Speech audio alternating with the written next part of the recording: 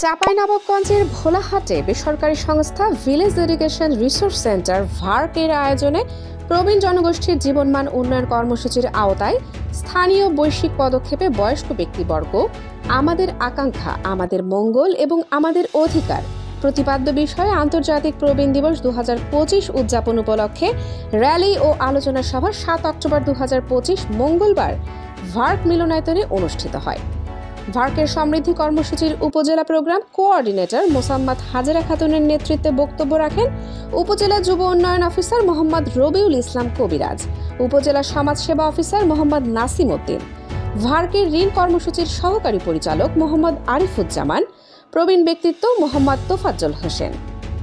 অন্যান্যের মধ্যে উপস্থিত ছিলেন ভোলাহাট প্রেস ক্লাবের সাবেক সভাপতি মোহাম্মদ রবিউল ইসলাম ও মোহাম্মদ গোলাম কবির, সাধারণ সম্পাদক মোহাম্মদ শাহ কবির, মোহাম্মদ হায়দার আলী রুমান সহ অন্যান্য সুধীজনেরা। এছাড়া উপজেলার বিভিন্ন এলাকার প্রবীণ নারী পুরুষ অংশগ্রহণ করেন। এর আগে স্বাগত বক্তব্য রাখেন উপজেলা প্রোগ্রাম কোঅর্ডিনেটর হাজেরা খাতুন। তিনি ভার্কের সমৃদ্ধি কর্মসূচির মাধ্যমে প্রবীণ ও জনমানুষের চিকিৎসা, জনস্বাস্থ্য, বৃক্ষরোপণ, খেলাধুলা ও ঋণ সহায়তা সহ বিভিন্ন সেবাধর্মী প্রকল্প বাস্তবায়নের কথা তুলে ধরেন। অন্য বক্তাগণ পরিবার, সমাজ ও জাতীয়ভাবে প্রবীণ ব্যক্তিদের গুরুত্ব, প্রভাব, জ্ঞান ও নির্দেশনার ক্ষেত্রে অতীব প্রয়োজনীয়তার কথা তুলে ধরেন। এর আগে একটি বর্ণাঢ্য র্যালি বিভিন্ন সড়ক প্রদক্ষিণ করে।